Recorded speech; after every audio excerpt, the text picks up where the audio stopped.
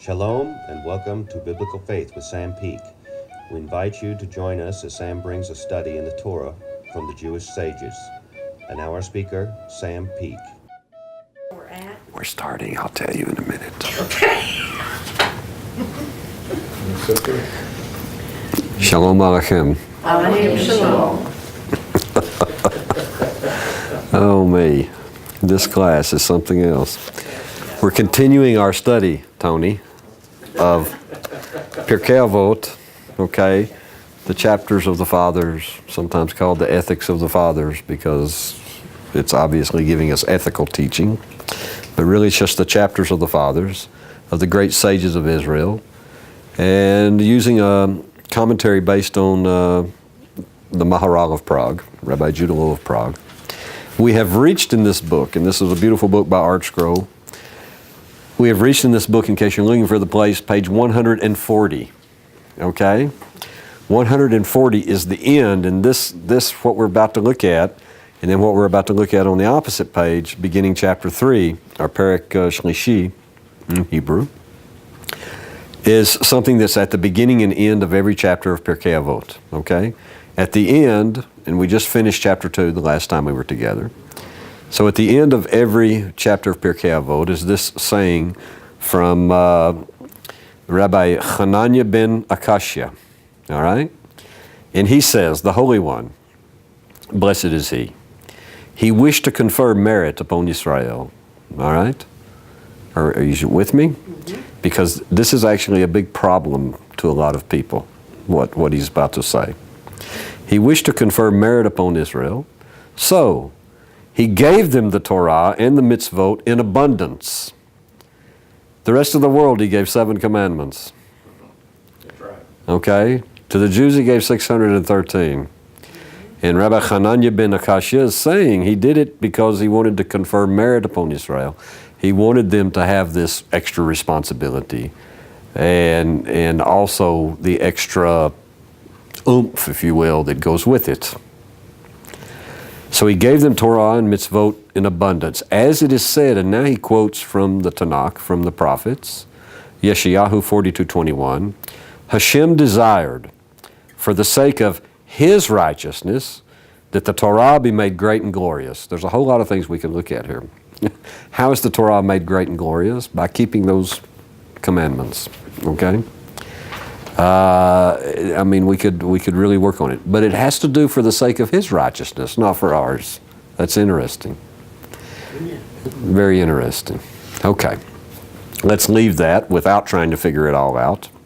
Because if we try to figure it all out, we'll be here forever. Because the next one also is a problem to a lot of people. Okay? Because beginning every chapter of Pirkei Avot is this saying, All Yisrael, Kol Yisrael, Yesh Lahem, Chelek L'Olam Haba. All Israel has a share in the world to come. Now how do we know that? Because it's said in Isaiah 60:21, Yeshayahu 60:21, Hashem literally says, and your people, and He's talking about the people of Israel, are all righteous. He actually says they are all tzaddikim.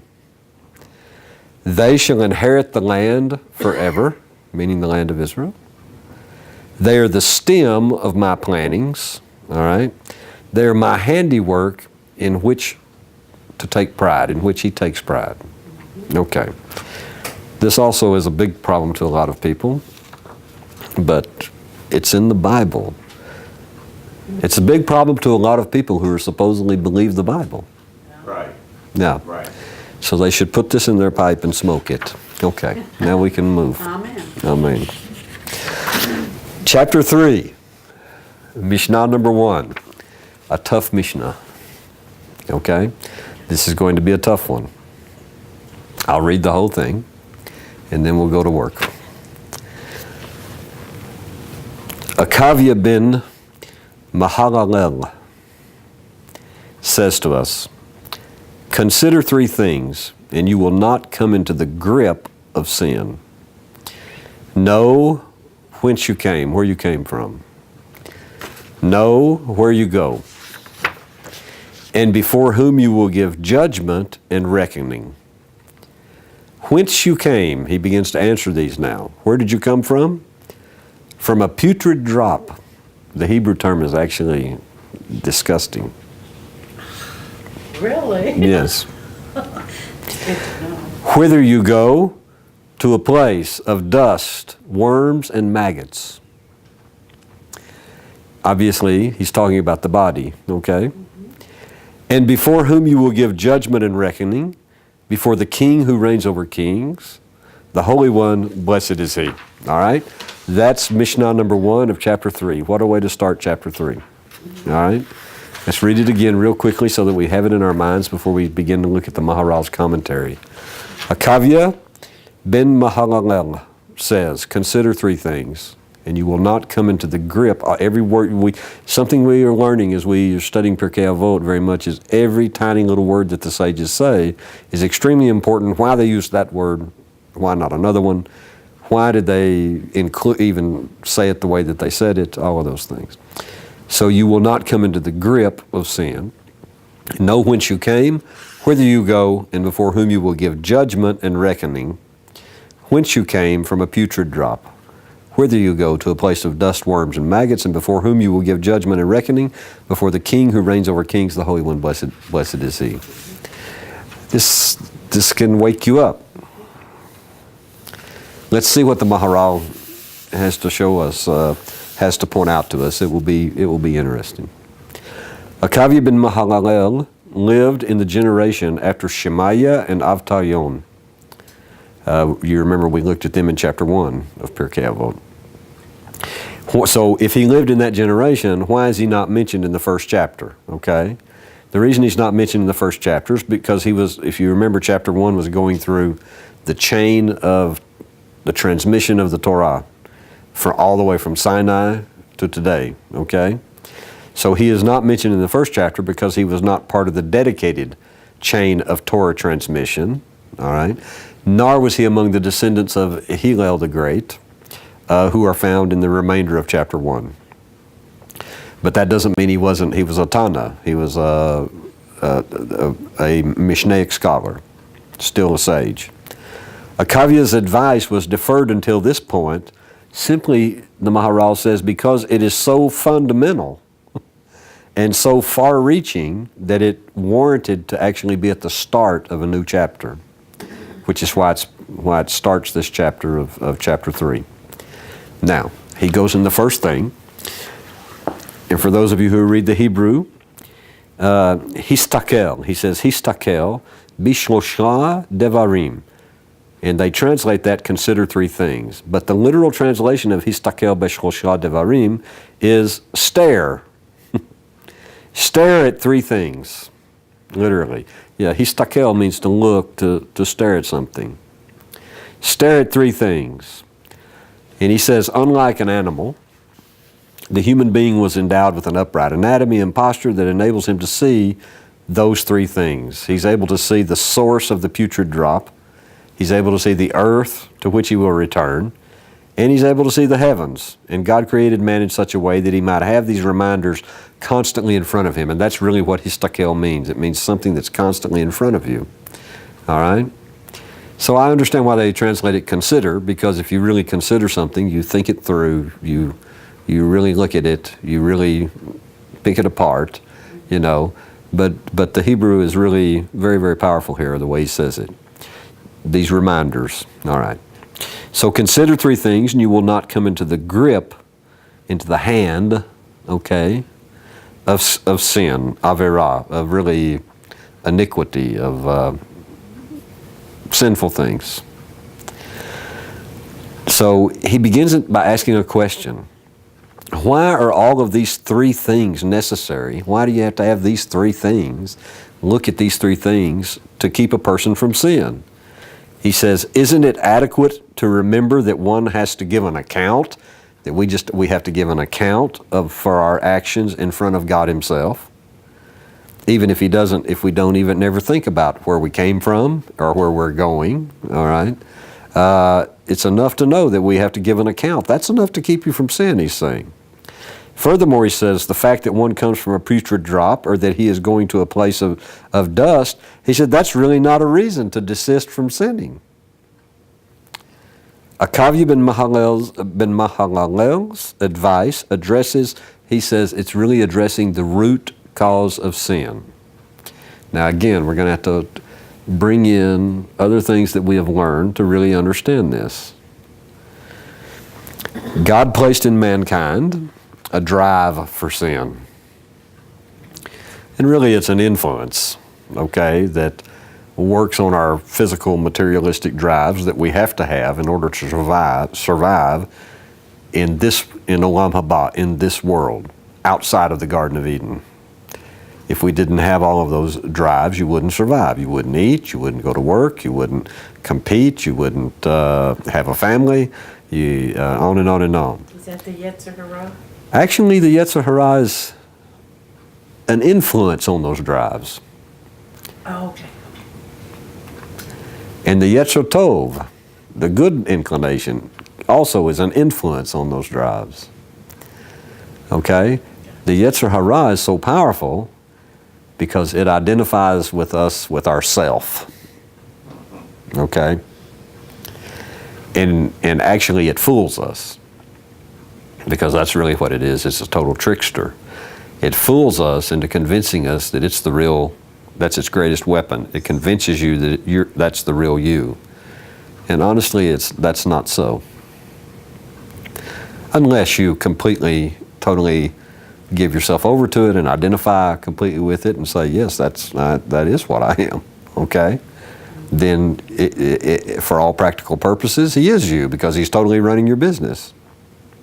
Okay, let's see what he says. The root cause of sin. So Hashem placed in mankind, he's in his commentary, he says a drive for sin, and that drive is personified as the Yetzer Hara. Yetzer, by the way, Yetzer comes from, like you know, the worlds, okay? So Atzilut, the world that's literally means next to or close to. Then Bria, creation.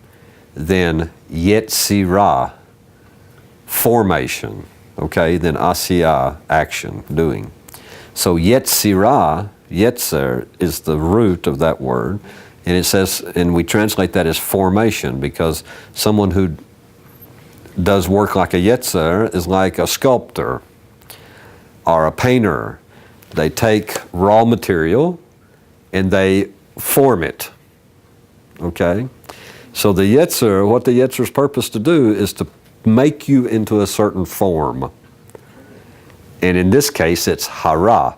Ha, the, ra, evil. He is putting you in the form of evil. What's evil? Evil is literally any separation from Hashem, anything that keeps you separated from Him, anything that keeps you separated from the light of Hashem. Okay? All right. So with that in mind, let's go on. So he says, this Yetzer Hara, a person may know that in the future he will have to account for his deeds in front of God Himself.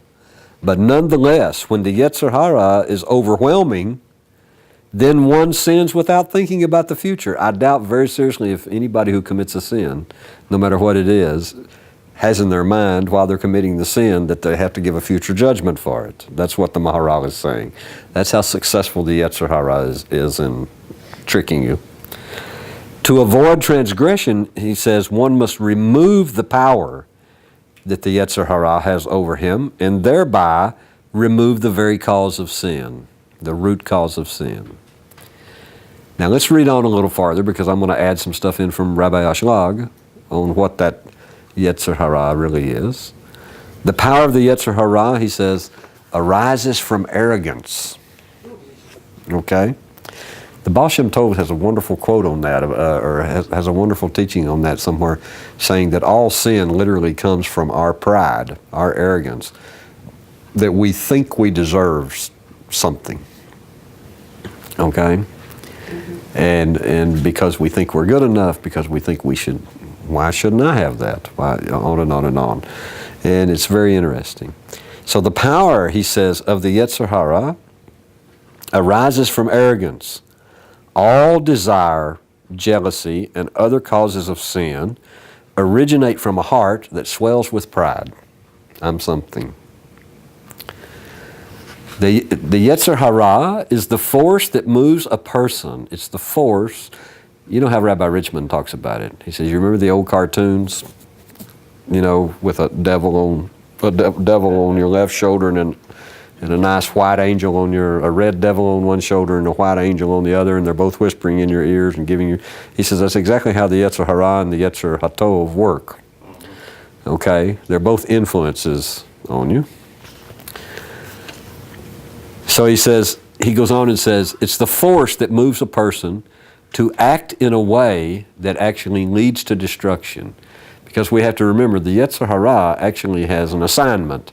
It's an assignment from God, nonetheless. And his assignment is destroy him. Destroy her. Okay? Both physically and spiritually. That's his job. His job is to keep you away from God. For a reason. When a person thinks that he is on a very high level, then the Yetzer Hara is set in motion, immediately begins to come into motion, to knock down and to destroy.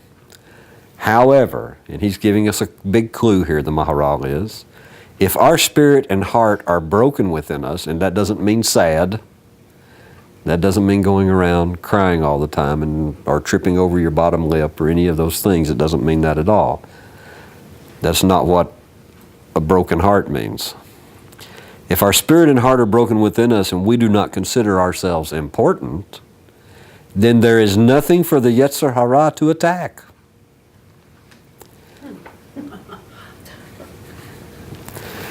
So let's think. Let's put it in words we can understand even better.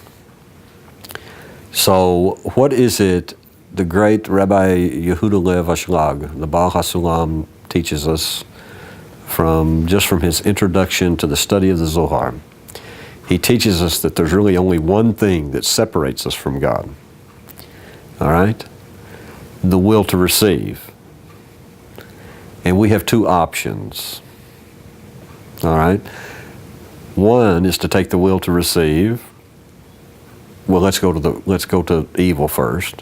One is that we totally take the will to receive and direct it only towards ourselves. In other words, a will to receive for yourself alone. That influence is from the Yetzer Hara. The other thing is what do the sages in the Talmud tell us?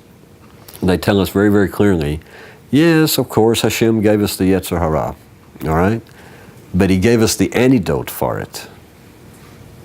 And the antidote is the Torah and the mitzvot. The Torah and the commandments. Okay?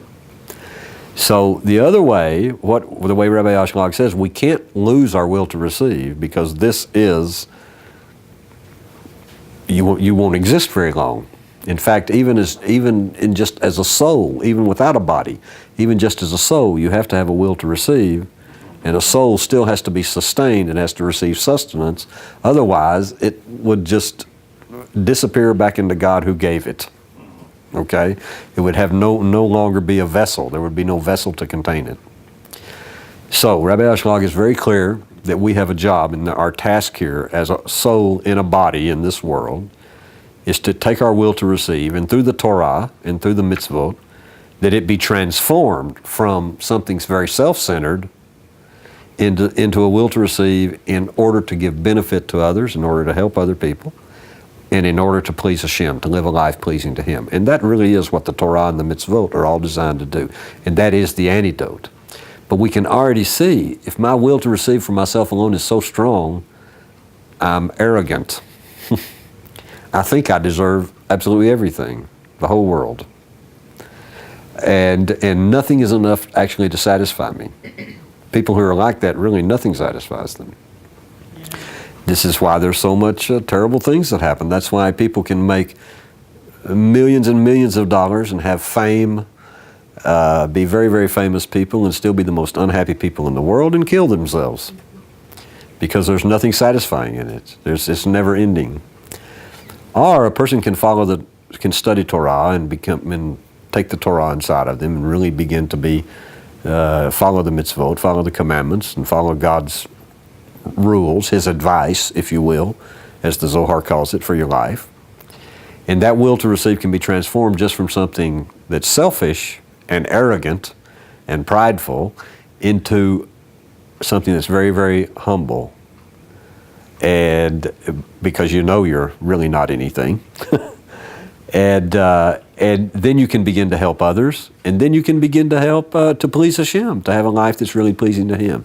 And what the Maharal is saying is, and that's what he is meaning actually by when he says if our spirit and our hearts are broken, he's really what that means is that we're no longer, it's bitul hayesh, a reduction of the something. We think we're something. But we have to not think that. We have to think we're nothing. Then, he says, we don't consider ourselves important. See how he says it? And then there's nothing for the Yetzer Hara to attack. He's giving us unbelievable advice here on how to actually accomplish not destroying, but controlling the Yetzer Hara. And even bringing the Yetzer Hara into the service of Hashem. It's very, very interesting. Okay. The rabbis, he says, have alluded many times to the fact that the Yetzer Hara arises only from pride. In Tractate Nedarim, and this is in another tractate of the Talmud, and this is Nedarim 9b. A neder is a vow, okay, so this has to do with taking vows, this tractate of the Talmud. We read, Shimon HaTzadik said, in my life, I ate only one sacrifice of a Nazir. Now, do we all know what a Nazir is? Most English translations will say a Nazirite, okay? Someone who has taken a vow, a Nazirite vow. And he tells us at the bottom in a footnote, he says, a Nazir vows to abstain from wine and grapes for a fixed period of time. And during that time, the Nazir may not cut his hair. And no, I haven't taken a neder Nazir. Nor can he come in contact with a corpse. And at the end of the period, whatever period of time that is, then the Nazir's head is shaved and all that, the hair is burned, okay?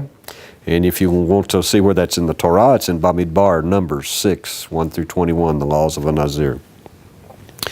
So he says, I ate only one sacrifice of a Nazir. Now he's going to tell us how that happened. Once a man who was a Nazir, he says, came from the south, from the Negev. And I saw that he had beautiful eyes and that he was good looking. He was very, very handsome. And his hair fell in curls, and it was very, very long, beautiful hair, okay? And he was coming. Shimon HaTzadik, by the way, was the high priest, okay? He was coming to the Holy Temple to perform the sacrifice for a Nazir, for the end of, or taking a Nazirite vow. And I said to him, what is the reason you want to cut off all this beautiful hair? It's unbelievably beautiful. And he said to me, in other words, this boy had been a Nazir for a very long time, okay? And now he was wanting to end the vow in that time period. And he's asking him why. And he said, I was a shepherd for my father in my city, and I went to fill water from the well, and I stared at my reflection, and suddenly my Yetzer Hara seized me and wanted to destroy me from the world. Rashi explains, he says, my Yetzer Hara overpowered me. He sought to bring me to do evil acts, and that's what destroys us from the world, okay? And I said to the reflection, and this is exactly how it is, because the Yetzer Hara is not the real you. He will reflect himself that he's the real you, okay? And you may even think he is, but he's not. The real you is that it is all your drives and all of those things. That's part of you. But the real you that's in charge of you is that divine part of your soul that Hashem puts in your body. And this Yetzer is really coming from an outside influence attached to those drives. So I said to my reflection, wicked one, why are you proud in a world which is not yours? about one who is destined to be worms and maggots. By the temple service, I will shave you off for the sake of heaven. In other words, I'll end my vow. And Shimon HaTzadik says, I arose and kissed him on his head, and I said to him, my son, may there be more like you who take the Nazirite vow in Israel. Because it made him take pride, so he had pride in his hair, and he was going to end the vow. Okay. So in summary, when the man saw his own beauty, the Yetzer Hara, that's when the Yetzer Hara became strong and sought to destroy him. Why? Because it was self, it was ego. That ego is what arouses the Yetzer Hara. That's what they mean by saying that. That is its connection point with you. All right? That's what it's connected to. For the essence of the Yetzer Hara is that he seeks to destroy the edifice. He wants to destroy the vessel. He does not move against that which has already been demolished. Do we get it? For there is nothing left to destroy. If you go ahead and become bitul, nothing, there's nothing to destroy.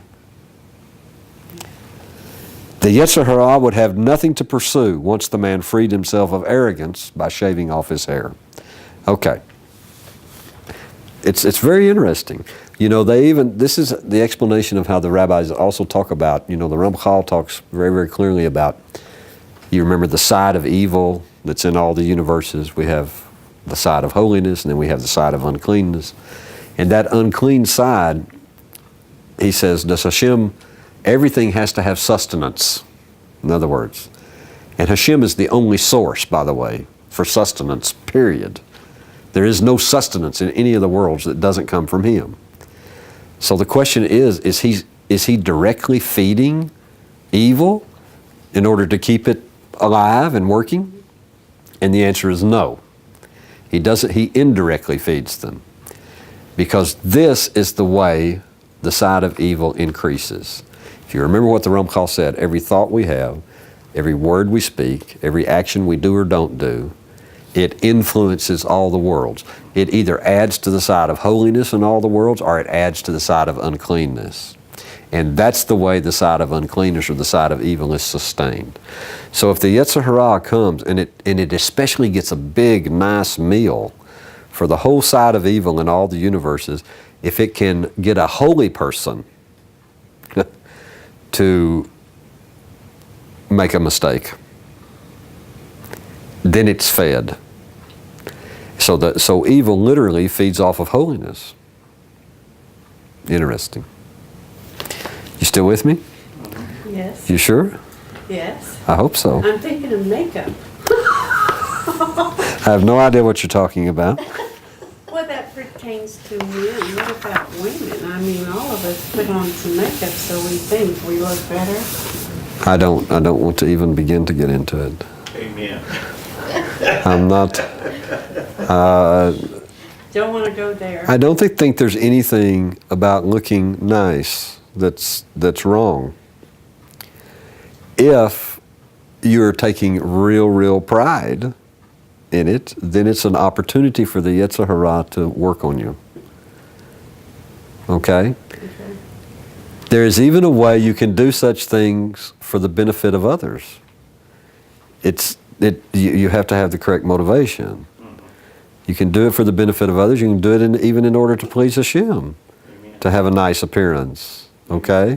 But if your nice appearance is all because, look at me, then this is when the Yetzer Hara will, that's where that's coming from, number one, and that actually really gives him or her unbelievable opportunity to mess up your life and to feed off of you.